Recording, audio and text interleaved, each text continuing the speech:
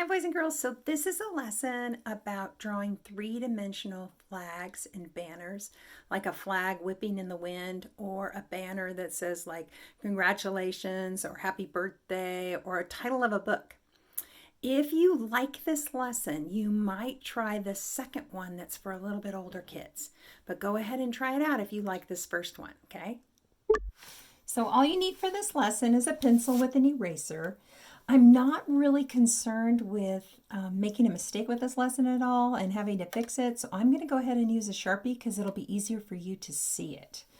So, but I just do it with a pencil. That way you can correct it if you have a mistake. So the first thing we're going to do is a flag, and we're going to do it so that it looks like it's whipping in the wind. So I'm going to start out with a flagpole, drawing myself a circle to be the top of the flagpole, which would be like a sphere. And then I'm going to go ahead and make two vertical lines coming down. And because the flagpole is a cylinder, you would want to curve it at the bottom. Now you can obviously make your flagpole a lot longer than that, but just so I can get both drawings on the same page, I'm going to make a short flagpole. So the first line when you're drawing three-dimensional ribbons or scrolls or banners tells you what's happening in the picture. So what you want to do first is sort of diagonally draw a line and then make like a paper clip turn and come back halfway with it, just like that. Okay, then you're going to make that same little paper clip turn that looks like a U-turn, and you're going to come back the other way and then extend it. This tells me how long the flag is. This is the top edge of the flag. Now, when you're putting in the sides of the flag, you get to decide how wide it is. It could be very wide or it could be very narrow. This line right here that is vertical, which means that it's parallel to your flagpole, always parallel to your flagpole, because verticals are always vertical. So if it's parallel with your flagpole, and then the length would tell me how wide the flag is. I'm going to do a narrow flag, but you could actually make it a lot longer than this. The next line, and a rule in doing ribbons and flags and banners, is that when you're at the end of a curve, you draw a line, but if you hit a line, you never cross it. Okay? The next line is going to be the same length as this line because it's the width of the flag. So if this is an inch, then this line would be an inch. So it should end higher than that one. So if I connect these two lines with a little bit of a curve, it looks like the front of my flag. This is the back of the flag. The biggest mistake that kids make is right here, they touch that corner. But the width of this flag is the same as this flag back here. So if you touch that corner, you're actually going to ruin your illusion. So you want to go up from the corner, never touch it, until you think it's about as wide. So whatever is from here to here would be the same as from here to here. So I'm going to estimate that this is it. I'm going to slightly curve up. So this is the back of the flag, which is really the front. Then you see the back, and then you see the front. Okay, now if you think it's a really blustery day and it's not tied all on this edge, you would also have a curve right here. So therefore you can see my flag. Now this would definitely look better if it was longer. Let's go ahead and try that again though. And so I'm going to go ahead and make another flagpole. And this time we're going to make it more like the one that you would see on the top of a castle, or you could call it a fairy tale flag. We're just going to put a little bit different spin on the same exact lesson. So you're going to start at the top here, angle down, go halfway back, curve it around like a paper clip, coming forward. We're going to do this repeatedly. So make sure you go down, curve halfway back. Then you're going to curve it around like that paper clip turn again. It's very important that you go past that curve and that you go past that curve. Okay? We're going to do it one more time just to make it kind of cool. Halfway back and then forward. Look at that. That means that this flag twisted 3 times. 1, 2, 3 times. So remember the rule, at the end of the curve, draw a line. If you hit a line, stop. End of the curve, draw a line. If you hit a line, stop. If you hit a line, stop. If you hit a line, stop. So that's just like repeating that 3 times. Now on princess flags and castle flags, they tend to be pointy. So I don't really have to worry about that length. This first line is going to tell me how wide the flag is. So you can decide how wide it will be. But this line here would curve. That's the tip of my flag.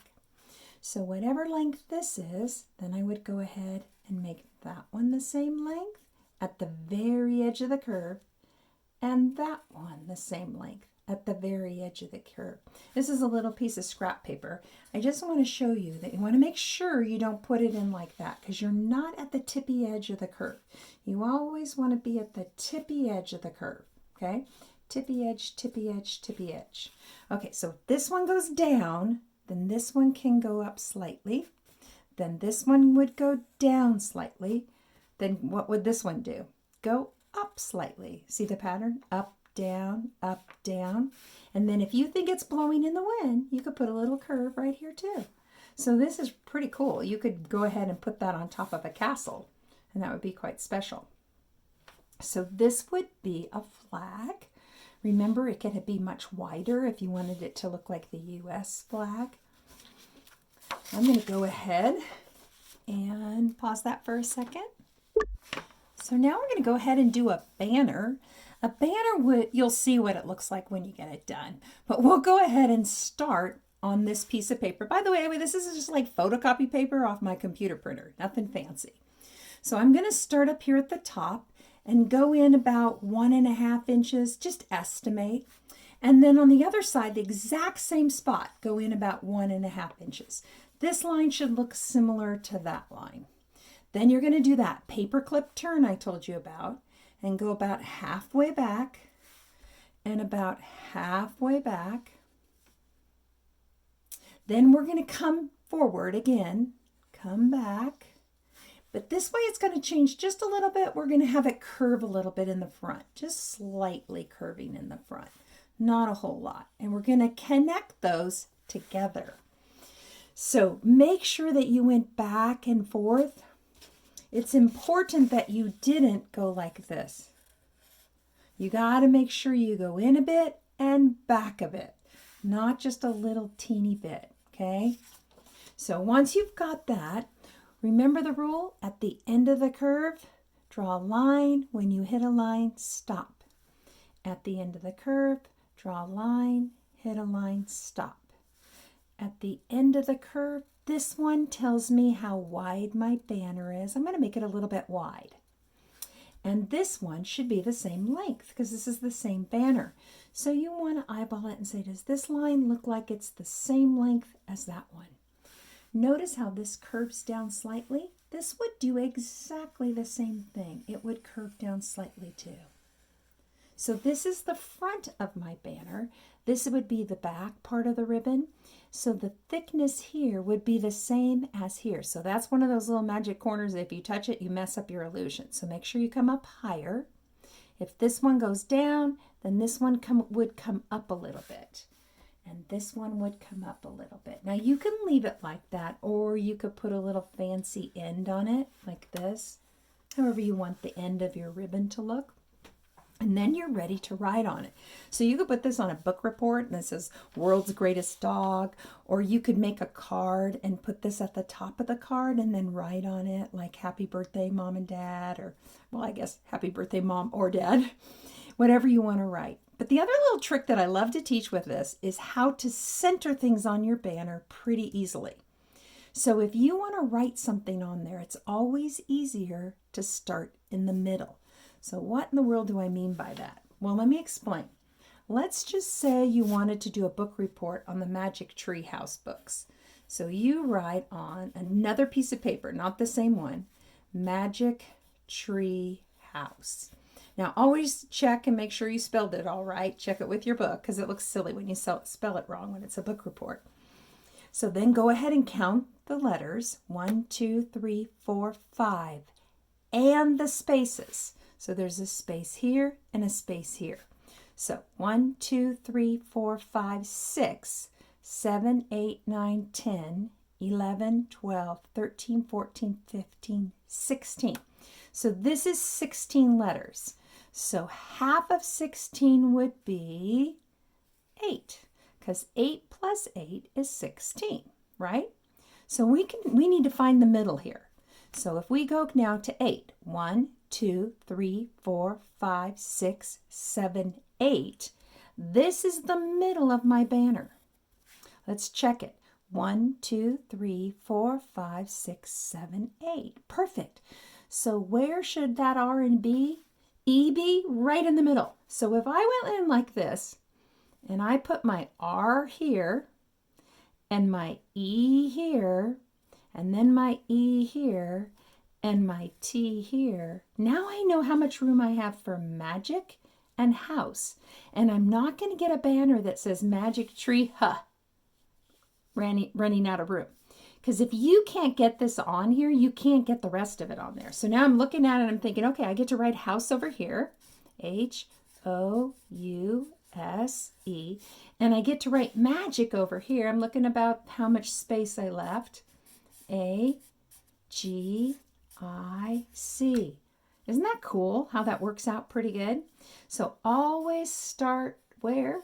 In the middle, okay? Whenever you want to do a big banner. You could always shade it back here in this area to make that a little bit darker in this area, but you don't have to. You could color it if you wanted to. So like this could be yellow and that could be dark yellow and that could be yellow. So light, dark, light of the same color, or light blue, dark blue, light blue, all would look pretty cool. Anyway, so there's just a simple banner. Hope you enjoyed this one and see you at the next video.